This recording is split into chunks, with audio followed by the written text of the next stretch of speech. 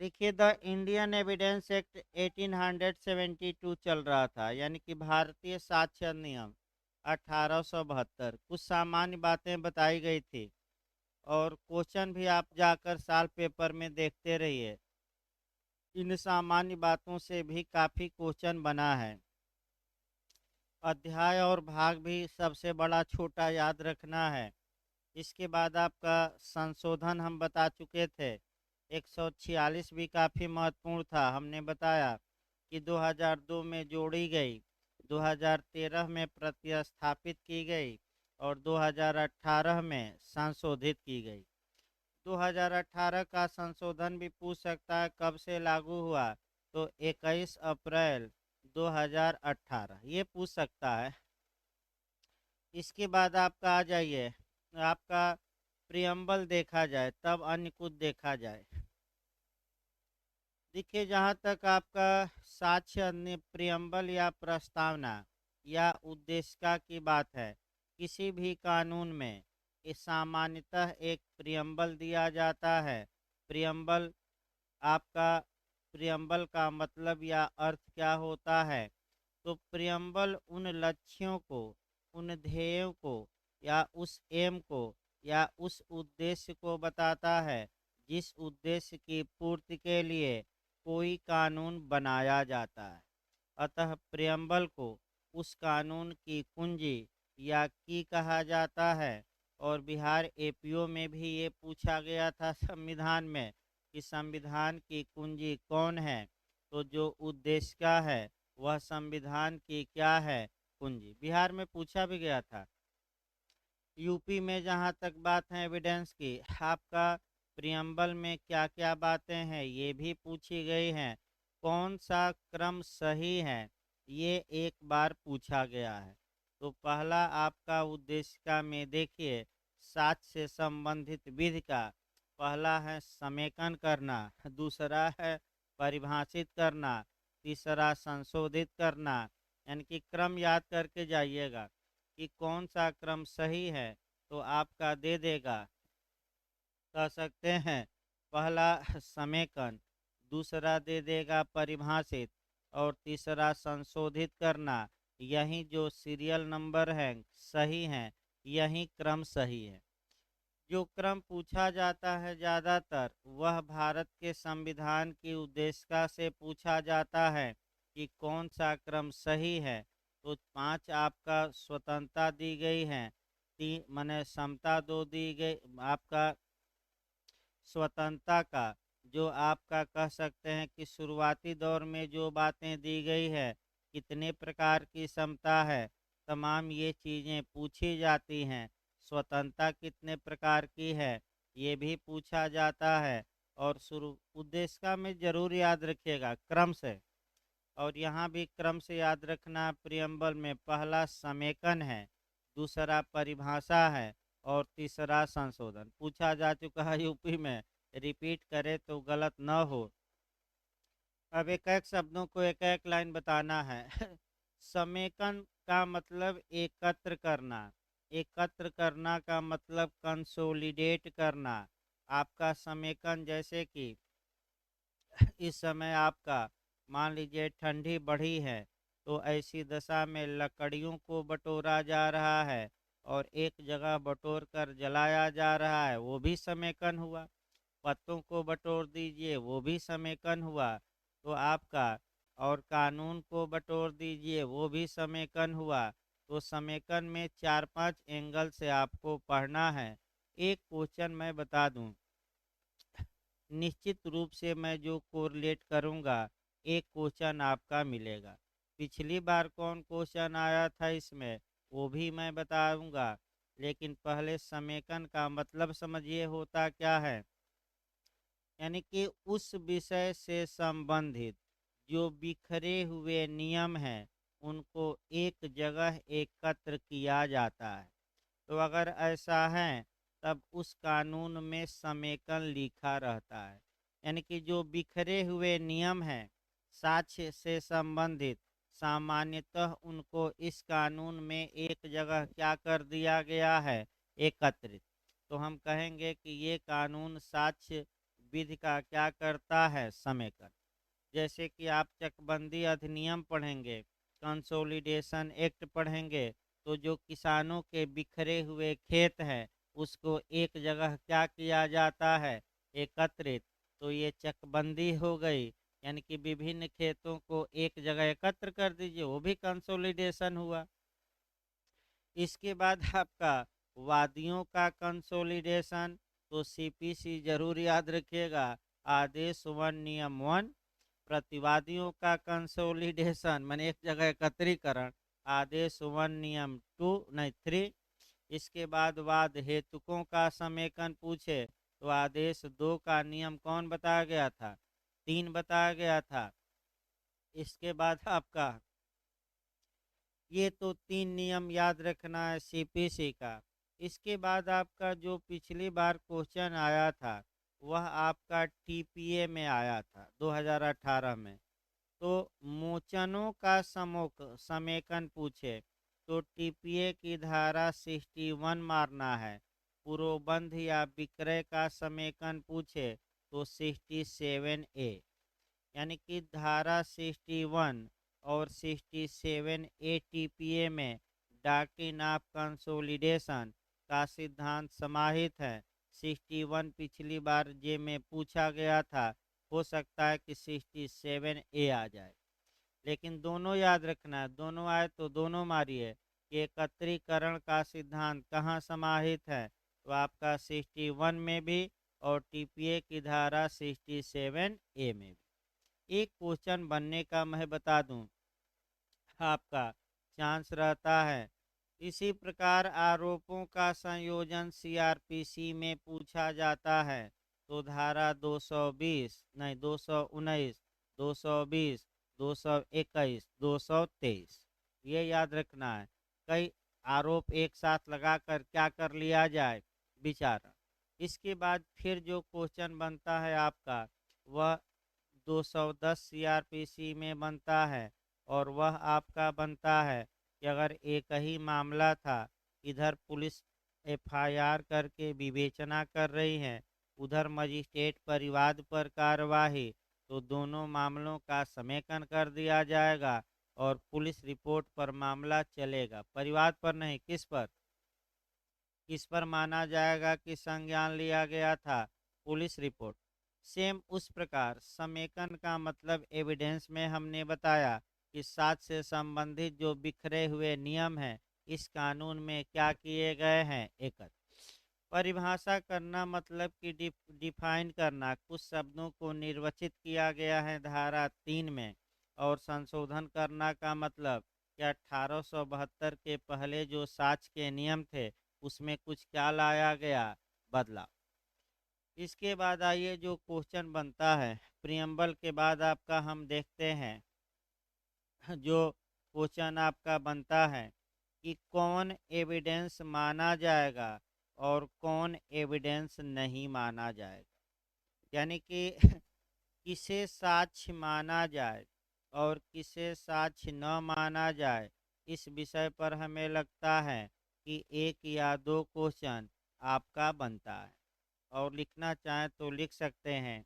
एक हम लिस्ट बना रहे हैं और जाकर घर पर देखिएगा साल पेपर में इस लिस्ट से क्वेश्चन बना है कि नहीं। पहला लिखिए आपका सीसीटीवी कैमरा, जो नया आ रहा है इस समय, लिखना चाहें तो लिख सकते हैं। क्या जो सीसीटीवी कैमरे में रिकॉर्डिंग आजकल देख ही रहे हैं, ज़्यादातर यहाँ भी लगा है और ज़्यादातर आपका लगा है चारों तरफ, आप मने, और मोबाइल से भी अटैच आपका है, यानी कि आदमी घर बैठे भी आपका क्लास में क्या हो रहा है ये देख सकता है। यानी कि आपका सीसीटीवी कैमरा आपका, तो क्या सीसीटीवी कैमरे में जो रिकॉर्डिंग होती है क्या वह एविडेंस माना जाएगा कि नहीं, और एविडेंस होगा तो कौन सा एविडेंस होगा, और किस केस में इसे साक्ष्य माना गया, तो इलेक्ट्रॉनिक रिकॉर्ड होगा, यानी कि इलेक्ट्रॉनिक अभिलेख होगा, यानी कि इलेक्ट्रॉनिक अभिलेख। और केस वहीं याद रखना है, ये क्वेश्चन उत्तराखंड में बना था कि किस केस में सीसीटीवी कैमरे को में की रिकॉर्डिंग को सुप्रीम कोर्ट ने एविडेंस माना। केस लिखिए भाई, हेडिंग डालते रहे सीसीटीवी कैमरा। तो टोमासो बूनो, केस लिखिए टोमासो, टोमासो आपका बूनो,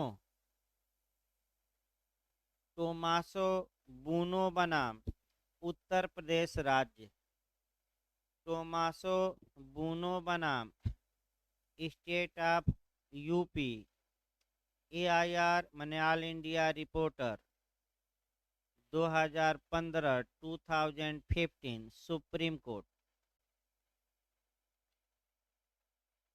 आपका लिखिए इसको। सीसीटीवी कैमरे में हुई रिकॉर्डिंग को साक्ष्य माना गया।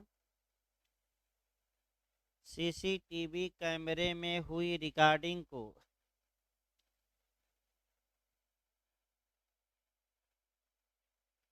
साक्ष्य माना गया। अब अगला क्वेश्चन बनता है कि कौन सा एविडेंस इसे माना जाएगा, तो उसी में लिख लीजिए इलेक्ट्रॉनिक रिकॉर्ड, इलेक्ट्रॉनिक अभिलेख माना गया, इलेक्ट्रॉनिक रिकॉर्ड या इलेक्ट्रॉनिक अभिलेख माना गया। अगला जो क्वेश्चन इसमें बन सकता है कि किस सेक्शन में ये सुसंगत होगा, तो सेक्शन 6 में, रेस जेस्टे में। लिखिए, ऐसा भी क्वेश्चन बना है कि धारा 6 में आपका रेस जेस्टे के रूप में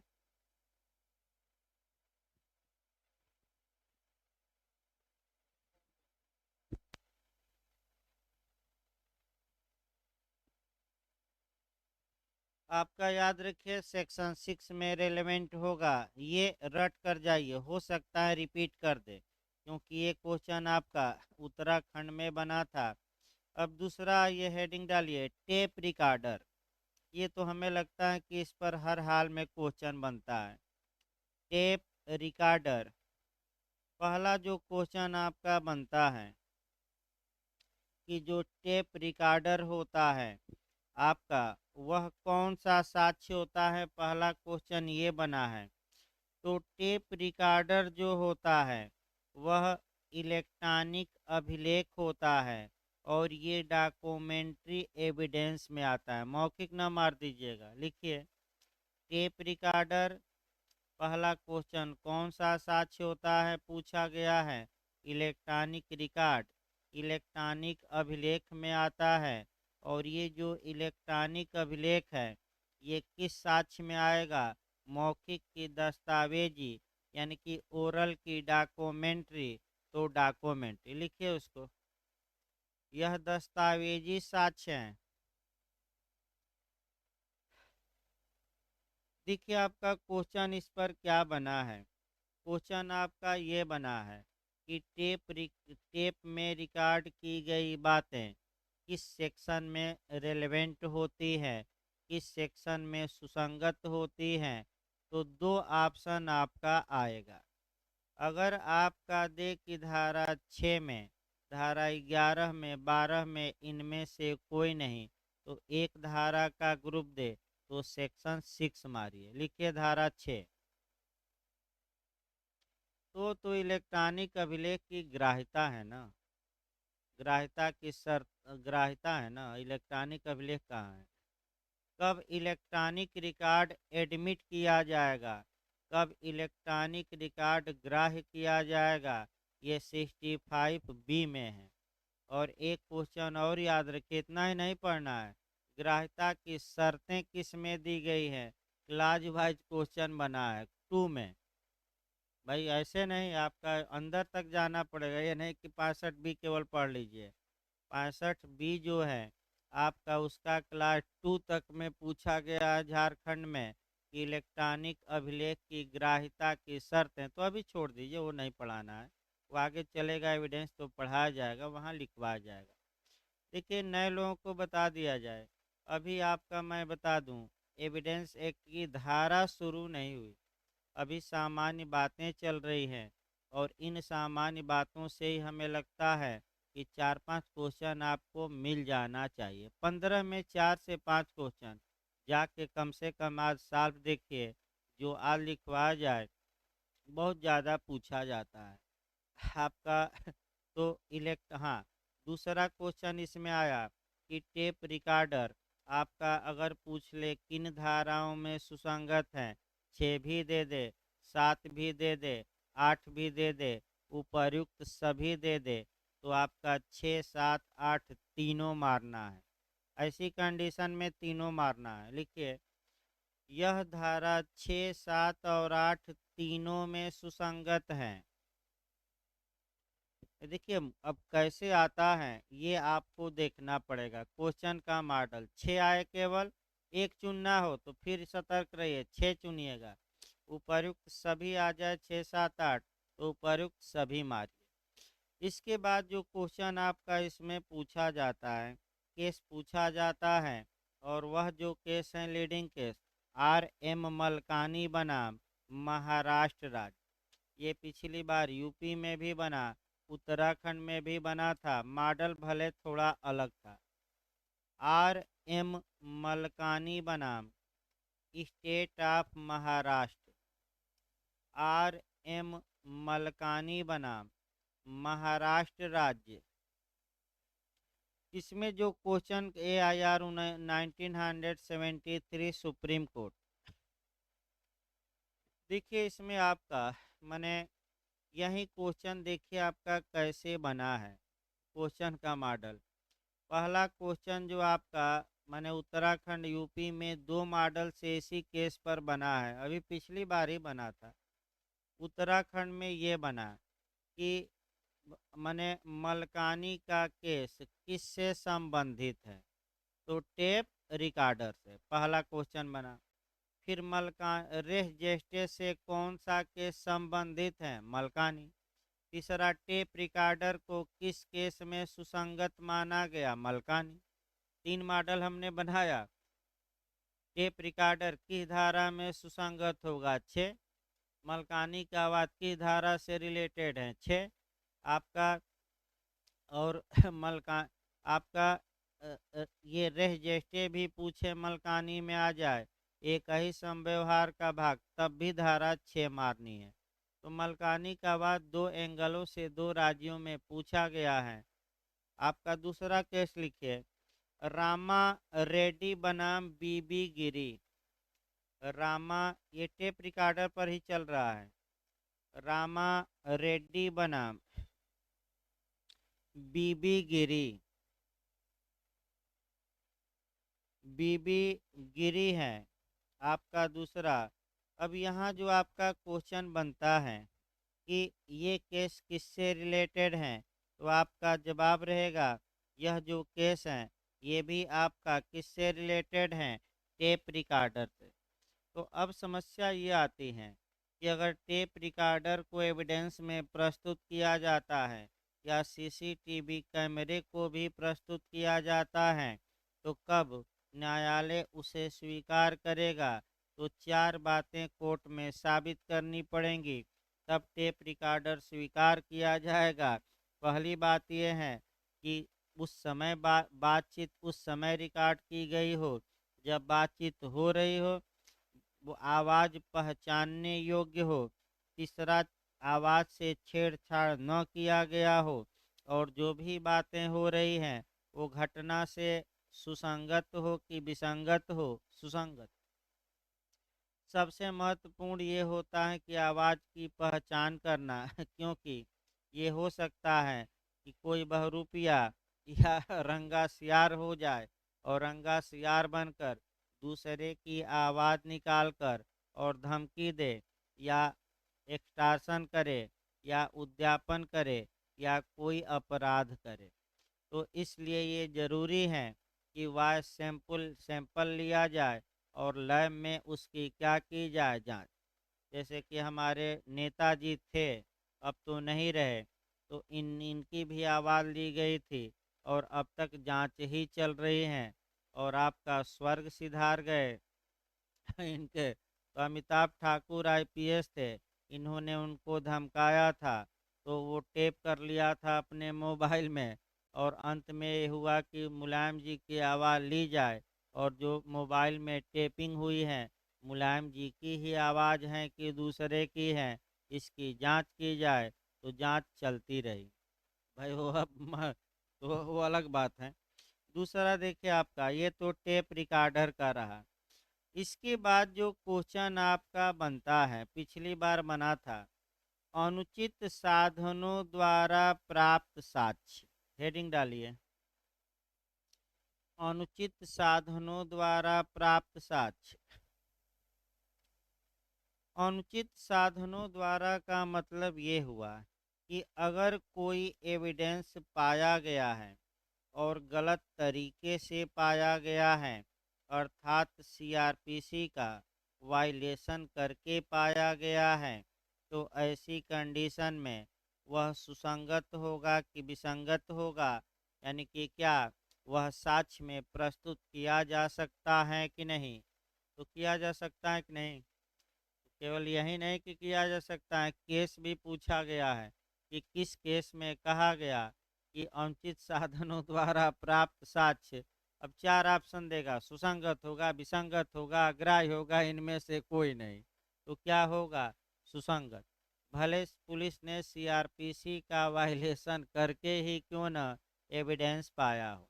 एक लाइन पहले लिखिए, तब केस लिखवाते हैं। लिखिए, ऐसा साक्ष्य सुसंगत होगा, माने उचित होगा, न नए लोगों को न सुसंगत आए तो उचित लिख लीजिएगा, लेकिन कंपटीशन में उचित नहीं देगा, क्या देगा, सुसंगत।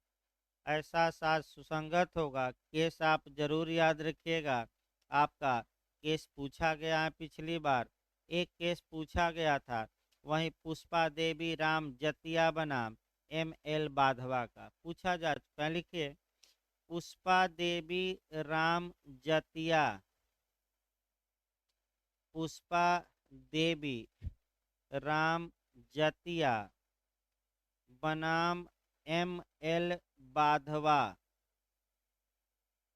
इसमें कहा गया कि भले ही साक्ष्य अनुचित तरीके से पाया गया हो, सुसंगत साक्ष्य क्या होता है, सुसंगत।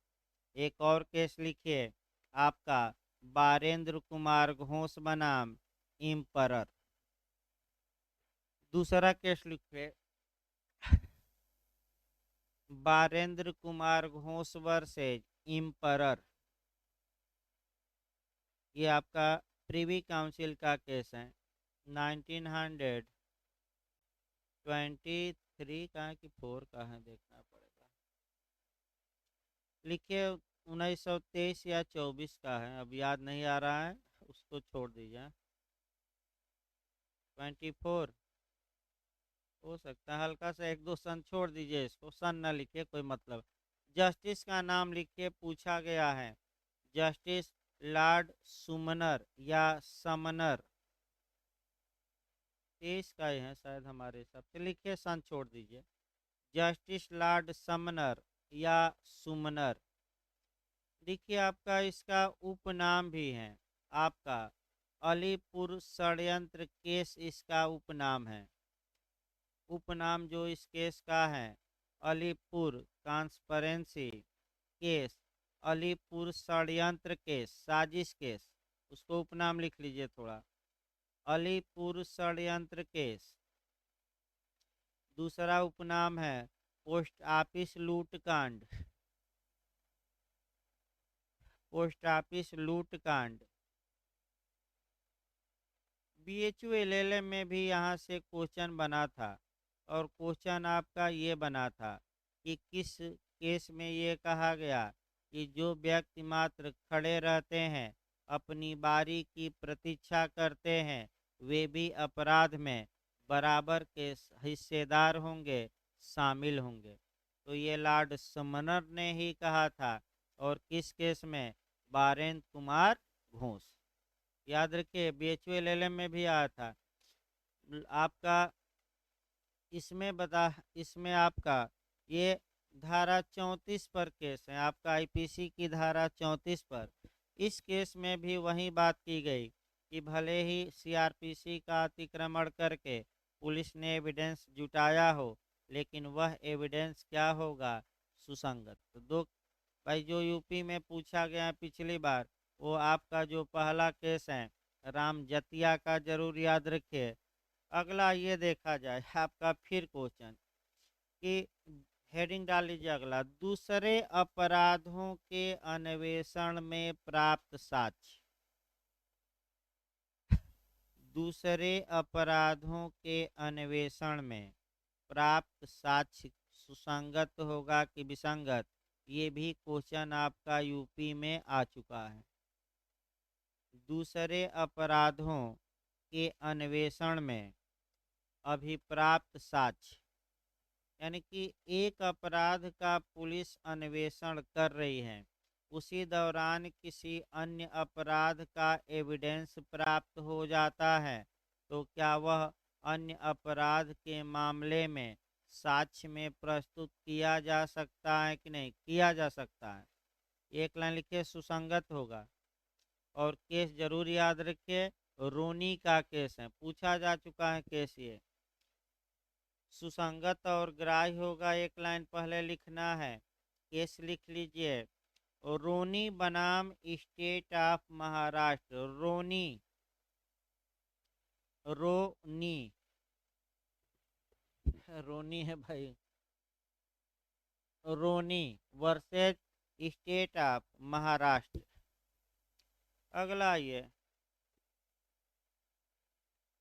आपका, अगला आपका जो देखना है वह आपका देखा जाए मंत्रियों और विधायकों के भाषण देखा जाए, यानी कि संसद में मंत्री और विधायक जो भाषण देते हैं, क्या वह आपका एविडेंस होता है कि नहीं, नहीं होता। लिखिए, मंत्रियों और विधायकों द्वारा सदन में दिया गया वक्तव्य, ये आपका कह सकते हैं कि क्या साक्ष्य में प्रस्तुत किया जाएगा कि नहीं, नहीं। अब तुरंत आपका अनुच्छेद कवर करना है कि अगर कोई सांसद सदन में कोई बात कहता है तो वह उसके लिए जिम्मेदार नहीं होगा, क्योंकि उसे विशेषाधिकार प्राप्त है, प्रिविलेज प्राप्त है।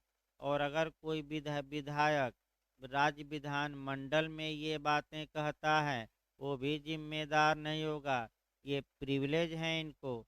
और प्रिविलेज कहाँ कहाँ है लिखना है तो लिख लीजिए अलग से।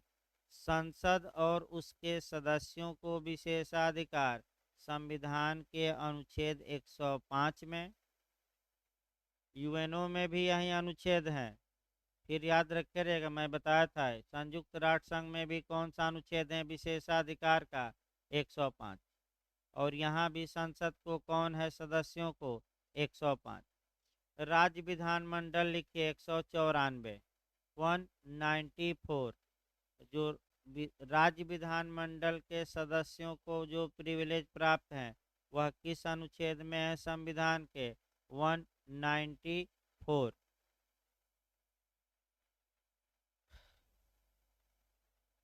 अगला लिखिए आपका एफआईआर अब आता है। एफआईआर यानी कि जो फर्स्ट इंफॉर्मेशन रिपोर्ट होती है, क्या वह एविडेंस होती हैं कि नहीं। और एविडेंस होती हैं तो कैसी एविडेंस होती हैं, यहाँ तक पूछा गया है। फिर आपका पूछा जाता है कि कब वह सब्सटेंसिव एविडेंस बन जाती हैं। पहले भाई दो साक्ष्य के प्रकार पर गौर करिए, तब हम बताते हैं केस सहित। एक साक्ष्य होता है सब्सटेंसिव, सब्सटेंसिव यानी कि सारवान। अगर ये हम कहें कि ये सारवान साक्ष्य है तो वह साक्ष्य अकेले ही पर्याप्त हैं दोष सिद्धि कराने के लिए। जैसे कि आपने अभी डोमेस्टिक वायलेंस पढ़ा, तो अगर पति के विरोध में संरक्षण आदेश धारा 18 के तहत पारित किया गया है, पति ने संरक्षण आदेश का उल्लंघन किया है और केवल पत्नी आकर ये गवाही दे दे कि पति ने ये आपका उल्लंघन किया है, तो क्या केवल पत्नी पर्याप्त होगी कि नहीं, इसके लिए होगी। तो अगर आपका केवल वही साक्ष्य पर्याप्त है, अन्य साक्ष्यों के सहयोग की कोई आवश्यकता नहीं है, तो याद रखिएगा उस एविडेंस को हम क्या कहेंगे, सारवान। और अगर कोई साक्ष्य अन्य साक्ष्यों को केवल क्या करे, सपोर्ट करे, समर्थन करे, तो वह कार्बोरेटिंग नेचर का यानी कि संपोषक कहा जाता है। तो सारवान है तो उसी आधार पर सजा दी जा सकती है, अर्थात डोमेस्टिक वायलेंस भी जोड़िए अब, कि केवल पत्नी कह दे कि आपने कहा था कि आगे से घरेलू हिंसा न करना, ये निकम्मा आकर घरेलू हिंसा किया है, अतः इसे 1 वर्ष तक का कारावास या कितना 1000 रुपया, हाँ अब तो याद होना चाहिए, कितना हजार, 20,000 रुपया दंडित कीजिए इतना से। तो केवल पत्नी ही पर्याप्त है, अकेले अगर बयान दे दे तो उस बयान पर पति को क्या मिल जाएगा, सजा। तो ये सारवान साक्ष्य हो गया। और संपोषक मतलब कि अन्य साक्ष्यों का वह क्या करेगा, सपोर्ट। अब आप लोग बताइए, अगर ए ने बी के खिलाफ एफआईआर दर्ज करा दी, तो क्या केवल एफआईआर के आधार पर बी को सजा दी जाएगी, नहीं। तो एफआईआर सारवान साक्ष्य हुआ कि संपोषक, संपोषक। पहला नियम दिमाग में बैठा रहे, पूछा गया है, केस पूछा जाए तो गुलशन कुमार बनाम राज्य का केस है, तमाम केस हैं, अभी हम लिखवाएंगे, पहले समझ लीजिए। अब जो आपका क्वेश्चन दूसरा मॉडल देखिए कि कब एफआईआर सब्सटेंसिव एविडेंस में कन्वर्ट हो जाता है, कब एफआईआर सारवान साक्ष्य माना जाएगा। तो दो कंडीशन याद रखिए, जो बातें एफआईआर में कही गई हैं, अगर वे बातें न्यायालय में साबित कर दी जाए, तब आपका वह एफआईआर अब संपोषक नहीं, कैसा साक्ष्य हो गया, सारवान। लेकिन न्यायालय में क्या कर दिया जाए, साबित। दूसरा महत्वपूर्ण जो पहलू है वह डीडी है, डाइन डिक्लेरेशन है, मृत्युकालिक कथन है। इस पर भी क्वेश्चन आता है, देखिए कैसे। एक व्यक्ति घायल अवस्था में थाने पर पहुंचा और एफआईआर दर्ज कराया, उसके बाद इलाज के दौरान उसकी मृत्यु हो जाती है। अब ये एफआईआर आपका सारवान साक्ष्य में कन्वर्ट हो सकता है, लेकिन कब, जबकि एफआईआर में जो वह बातें लिखवाया है वह या तो उसके मृत्यु के कारण से संबंधित हो या उस व्यवहार की परिस्थिति से संबंधित हो जिसमें उसकी मृत्यु हुई। तो यह एफआईआर एविडेंस की धारा 32(1) के तहत मृत्युकालिक घोषणा या मृत्युशैया की घोषणा में कन्वर्ट हो जाएगा। और मृत्युकालिक कथन संपोषक साक्ष्य नहीं है, कैसा साक्ष्य है, सारवान। इस प्रकार एक और क्वेश्चन बनता है इसी आधार पर, एक व्यक्ति पुलिस के समक्ष बयान दिया, तो ये तो हो ही गया, बयान दिया, मजिस्ट्रेट के समक्ष पूछा जाता है। एक महिला थी, दुराचार की शिकार थी, 164 सीआरपीसी के तहत उसका बयान होता है और उसके बाद वह मर जाती है मजिस्ट्रेट के समक्ष। तो क्या वह बयान उसके मरने के बाद मृत्युकालिक कथन माना जाएगा कि नहीं, माना जाएगा। और निर्भया कांड इसका सबसे उत्तम उदाहरण है दिल्ली का, कि महिला मर गई तो फांसी हो गई, जिंदा रहती तो किसी भी दशा में अभियुक्तों को फांसी नहीं होती। ये भी एक याद रखिए। अगला देखिए, इसको लिखिए भाई आपका एफआईआर पर गुलशन कुमार बनाम राज्य, केस लिखिए, गुलशन कुमार बनाम राज्य का केस है।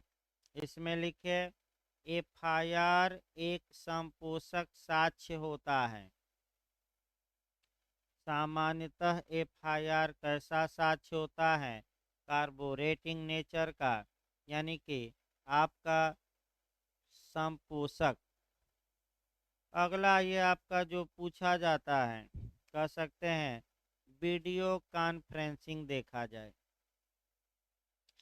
वर्तमान हेडिंग डाल लीजिए, वीडियो कॉन्फ्रेंसिंग। देखिए वर्तमान समय में जो साक्ष्य लिया जा रहा है, आप भी देख रहे हैं कि आपका वीडियो कॉन्फ्रेंसिंग से लिया जा रहा है। जेल में आपका पर्दा लगा है, पूरा हाई लेवल का कोर्ट में लगा है।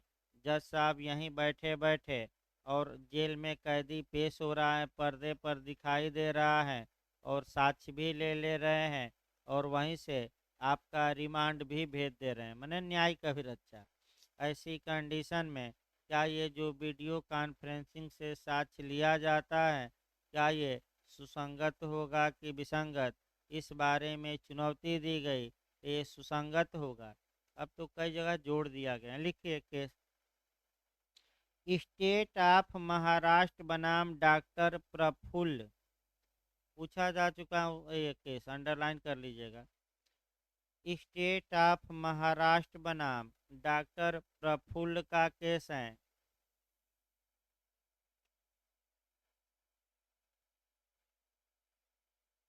लिखिए वीडियो कॉन्फ्रेंसिंग द्वारा लिया गया साक्ष्य सुसंगत होगा। वीडियो कॉन्फ्रेंसिंग द्वारा लिया गया साक्ष्य सुसंगत होगा। अगला आ जाइए, सह अपराधी या एकम्प्लिक्स पूछा जाता है। सह अपराधी या एकम्प्लिक्स, देखिए इसमें आपका जो केस लिखना है, केस लिख लीजिए तब समझा जाए।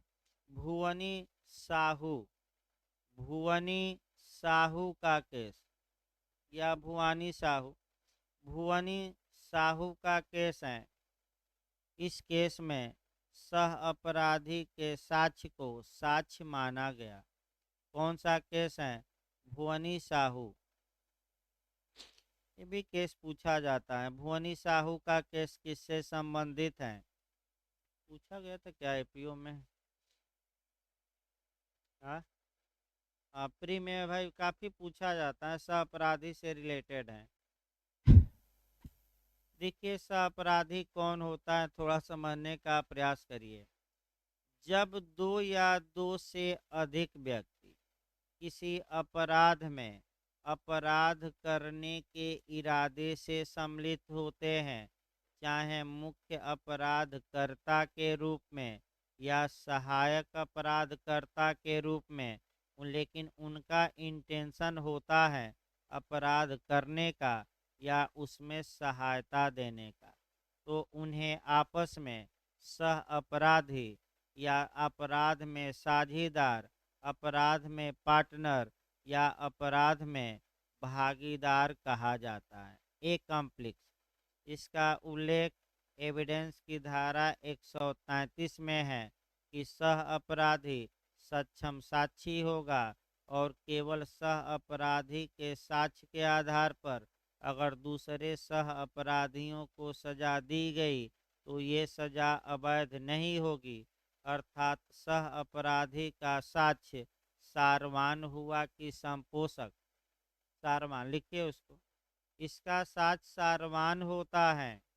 अकेले ही पर्याप्त है सह अपराधी, जैसे महिला पर्याप्त डोमेस्टिक वायलेंस में थी। लिखिए यह इसका साक्ष्य पूछ सकता है कि क्या होता है सारवान की संपोषक, तो क्या मार कराएंगे? सारवान, गलत न हो, सब्टेंसिव मार कराइएगा। किस केस में? भुवनी साहू, पूछा गया था एपीओ में। अब ये आया कि देखिए एक उदाहरण, 1 मिनट बताया जाए। अगर अपराध करने का इरादा नहीं था और अपराध में वह शामिल हुआ है तो उसे सह अपराधी नहीं माना जाए।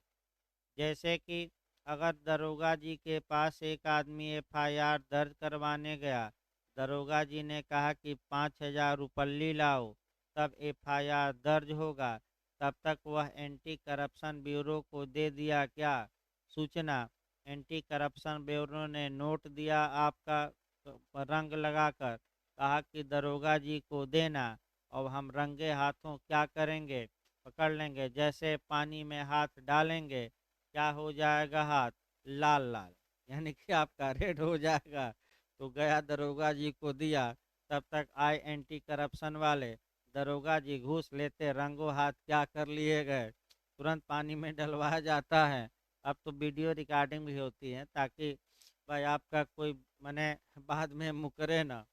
तो जो ये रिश्वत 5,000 दिया है, ये आपका दरोगा जी को मने ऊपर अपराध उजागर करने के लिए दिया है कि अपराध मन करने के लिए? इसको ट्रैप विटनेस कहते हैं। याद रखिए क्या कहते हैं, ट्रैप विटनेस, जाल साक्षी, पास साक्षी, फंसाने वाले साक्षी, जासूस साक्षी। ये सह अपराधी नहीं होगा, क्योंकि अपराध करने का इसका इरादा न होकर अपराध को क्या करना था, उजागर। अब आइए एक लाइन और देखा जाए। इतिहास गवाह रहा है। अब देखिए, ए बी तथा सी तीनों अंग्रेजी सरकार के खिलाफ आपका कह सकते हैं कि अंग्रेजी सरकार के खिलाफ आपका मने आंदोलन करते हैं, विद्रोह करते हैं, साजिश रचते हैं। तो इतिहास गवाह रहा है कि तीनों पकड़े गए। तो एक ने तीनों सह अपराधी हैं, एक ने गद्दारी कर दिया और अपनी जान बचाने के लिए दो के खिलाफ क्या दे दिया, गवाही। तो आप सुने होंगे, इसको गद्दार भी कहते हैं। गद्दार यानी कि आप सुने होंगे, आप फिल्म भी बनी है भाई आपका, जैसे कि भगत सिंह पर बनी है। तो आप एक बार देखिए कि जो सह अपराधी रहता है, यानी कि जो आपका भगत सिंह इत्यादि का साथी रहता है, वहीं गद्दारी कर देता है और अंग्रेजी सरकार से मिलकर इन लोगों के खिलाफ गवाही देता है और उसकी गवाही पर इन लोगों को फांसी की सजा हो जाती है। तो गद्दार भी कहा जाता है, लेकिन अब नियम चेंज है, उतना में नहीं जाना है। अगला लिखिए भाई आपका, कह सकते हैं कि इसके बाद लिखिए आपका जो पूछा जाता है, सह अभियुक्त का साथ। सह अपराधी के बाद तुरंत कौन लिखना है, सह अभियुक्त को एक्यूज्ड कहा जाता है। इंग्लिश में आपका को एक्यूज्ड कहा जाता है, सह अभियुक्त। अब सह अभियुक्त के बारे में प्रावधान धारा 30 में है। बिहार एपीओ में भी पूछा गया था क्वेश्चन आपका। केस याद रखिएगा, कश्मीरा सिंह बनाम state of MP. Kashmira Singh बनाम मध्य प्रदेश राज्य का केस है, 1952 का, सुप्रीम कोर्ट का।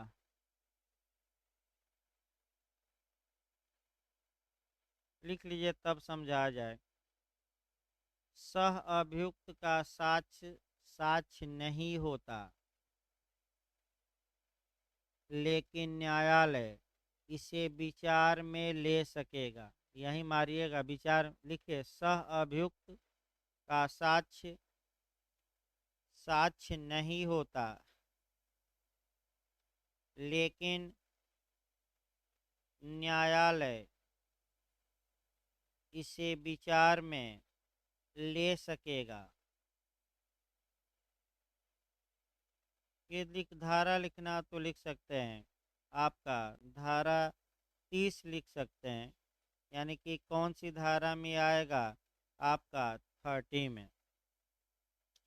इसके बाद आपका पूछा जाता है जो आपका अभियुक्त का लिखित कथन।